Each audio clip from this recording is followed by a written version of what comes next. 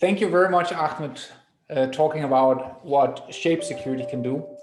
Now I have the pleasure of introducing the last speaker of the day, George from OPSWAT. OPSWAT delivers a really, really interesting solution when it comes to understanding the security impacts of the files that's traversing your network, whether that's on-prem or in the cloud.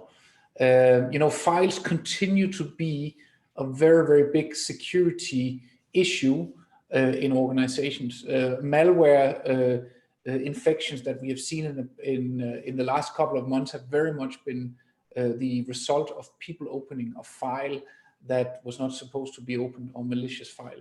And just today, Kaspersky, they released some research around the around certain kind of remote access Trojans, which again is distributed in weaponized documents. And George, he's also the guy who taught me all about that a Microsoft Word document is actually nothing else than an advanced archive, and looking at each and every component is actually extremely important. George, I know that you prepared some stuff around cloud here today, so I'm really looking forward to see how OPSWAT also works in a cloud environment. Excellent. Thank you very much, Nikolai. I'll take it over and start sharing my video. Appreciate the introduction, and I'd like to thank everybody who stayed till the end to listen for the session. As Nikolai said, my name is George Chereches, and I represent OPSWAT. And I guess there's a missing piece on this entire session, and that's how we protect against threats that come with files. And this is what we're going to address today. The files matter even in cloud environments. But before that, just to set the stage, the agenda for today is just to present OPSWAT shortly for those who are not familiar with our company, the key challenges, the solution that we're going to introduce, and the value proposition for OPSWAT. So, going back to the roots, essentially, the company has been founded back in 2002 in San Francisco, in Silicon Valley. So it's a quite an old company from that perspective. It has evolved a lot ever since. We now have 9 global offices around the world with over 300 employees. What we're trying to do, and we strive to protect the world's critical infrastructure. We have a mantra that kind of like applies the zero trust concept to our technology, and we try to bring that to our customers. This mantra says, trust no file, trust no device. Essentially, though, this translates in 2 different product lines that we have at OPSWAT. The topic for today is going to be the trust no file part, as you might actually assume. So, getting into the presentation, this is a very interesting slide, and what I want to stress out is the fact that 90% of the world's data has been created in only the last 2 years. So that's a huge amount of data, and as you all know, we all have devices at home that are data generators. From smartwatch to maybe a microwave or a smart fridge, everything nowadays generates data, and this trend is only going up. There are estimations that by 2025, we're going to reach to 163 zettabytes. If you wonder what zettabyte is, you might not be aware that, not being in the storage business, 1 zettabyte equals to 1 billion terabytes of data. So that's just absurd. Well, this is partially, or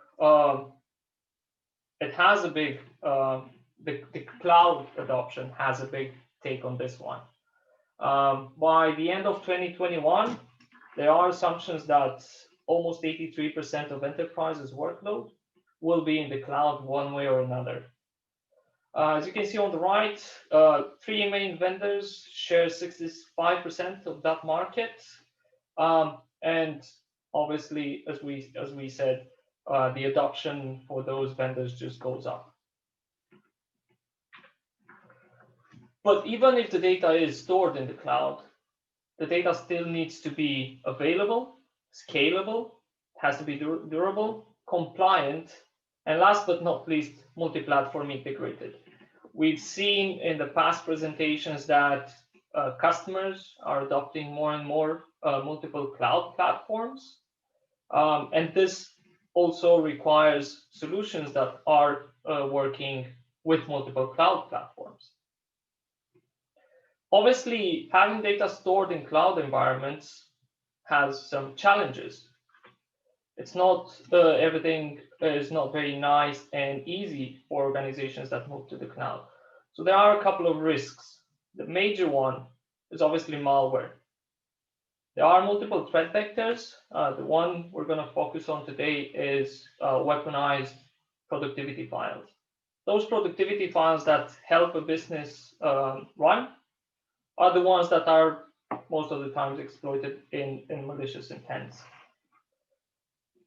As you probably are aware, globally, the average cost of a data breach is almost $4 million, and the time it takes to detect the data breach, it's anywhere between 6 and 9 months. So what we're trying to do is try to provide a solution that helps our customers avoid that. On top of that, more and more countries or regions are prone to regulatory compliance. If you're running in the financial business, you might have to follow PCI DSS standards.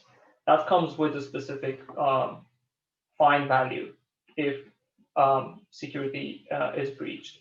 Also, we all know GDPR or HIPAA. All those actually force organizations to stay secure.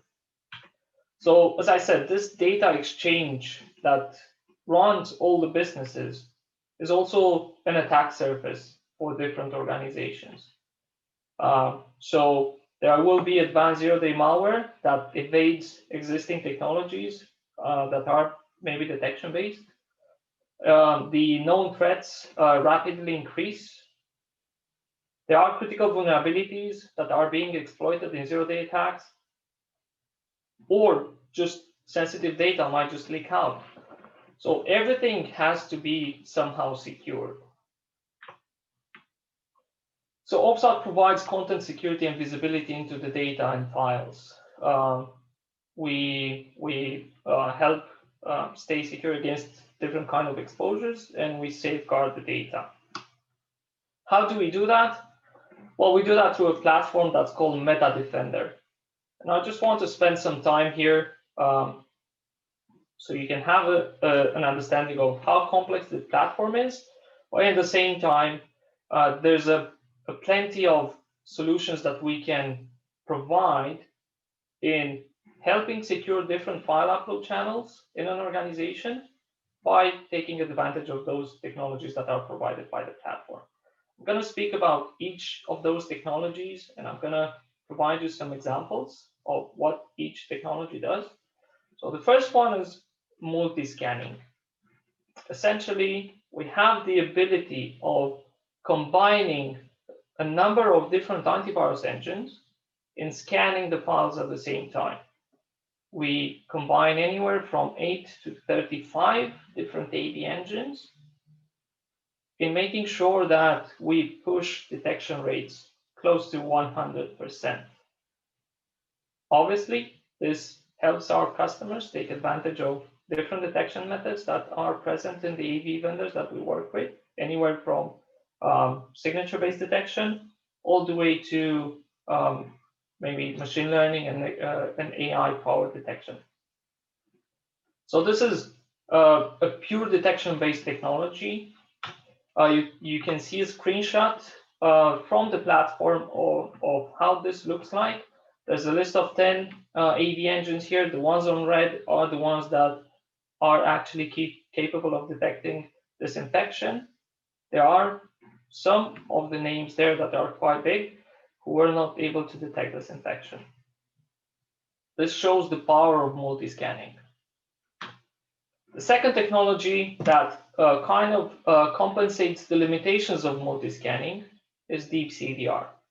Before we move to the deep CDR technology, I just want to clarify what the limitations of multi-scanning are. And this is not only related to AV detection, it's anything that's detection-based per se. So any technology that is detection-based can be evaded one way or another. Almost every malware nowadays includes some sort of evasion technique, from anti-sandbox to anti-security tool, maybe anti-debugging and so on.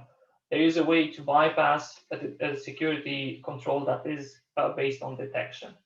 Knowing that, this technology is then compensated, as I said, with a technology called deep CDR. CDR stands for content, disarm, and reconstruction. And what this technology does, if I were to make a simple analogy, is like boiling water. You have a cup of water that you don't know if it's drinkable, you don't know if it's clean, you boil it, you end up with a clean cup of water. This is what the technology does essentially. And if I go back to the example that Nikolai provided in the beginning, in the intro, looking at Office documents, we all know that they are easily exploitable. The nature of the documents is that they can host different objects, active objects that are the most common ways of weaponizing a document. How this technology can be used? Well, we can use it in remediation. We can delete and encrypt the original file for the user and only give them the option to work with the clean copy of that file, the static version of the file which cannot run any code. We can even automate the flow where we provide the sanitized files, how we call them, in a different storage unit, in the same cloud environment or in a different cloud environment. So it's a deterministic solution. Again, it's not detection-based, it's pure prevention. It has coverage over 100 file types, the most common ones, and it's recursive. Those complex document types that are recursively having nested objects will all be processed with this technology. But the story doesn't end here. There is a proactive DLP solution that can come to help. It usually helps our customers stay secure and be compliant with regulatory requirements by detecting and even redacting sensitive information in documents in an automatic way. Last but not least, we all know that the number of software is constantly growing. So is the number of known vulnerabilities that come with those software solutions. Given that, there is a trend to exchange data and host binaries, application installers on cloud storage accounts. So we need a way to make sure we can detect if there's any known vulnerabilities in those before that that software is deployed in a network. Now a solution can do that. It can detect and remediate when this happens. It also provides full visibility for the administration. So there is actionable intelligence all under one unified dashboard, which looks like this from the platform. On the left, you see different menus. We were talking about the multi-cloud adoption. You see there on the left, there are multiple cloud storage accounts that can be connected together to take advantage of this great technology that I mentioned. We are able to secure all those from one single pane, from one single deployment. But we also provide full audit log. This would help with forensic type of engagements.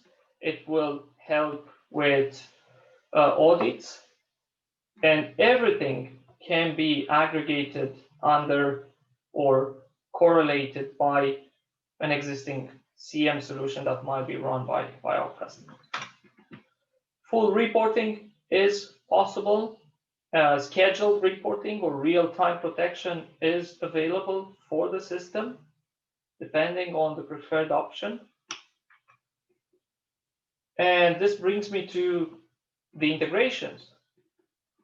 So the system can natively integrate with Amazon S3 storage buckets, Microsoft OneDrive, Box, but it gets even better.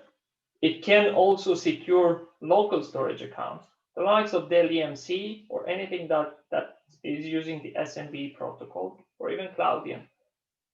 So it's a hybrid solution for protecting cloud and local storage accounts by using those main 4 technologies that I mentioned. Zero-day protection and de-weaponizing productivity files and removing active content that can be exploited. This happens on the fly. Advanced threat prevention by using our multi-scanning technology.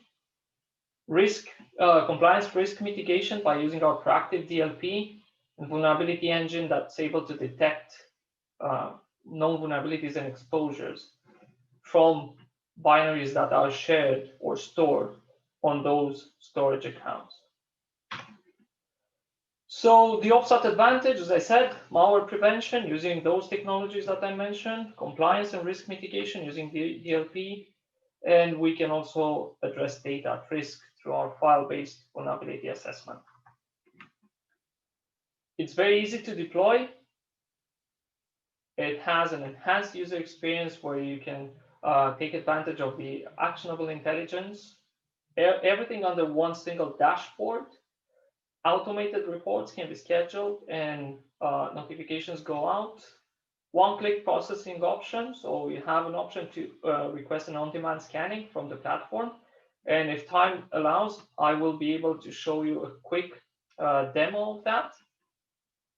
And native integrations with multiple provider, cloud or on-premise based, as I said. You have our email addresses here in case you want to reach out to us. And I have a question that says, is integration with all leading proxy and load balancing solution possible? The short answer is yes. It is definitely possible through using a different product that we have that is leveraging the ICAP protocol. Just quickly before we end, I just want to show you the dashboard here. I have different storage accounts, all cloud. What I can quickly do is manually start the process. Let's call it SSF scan. I can start the process.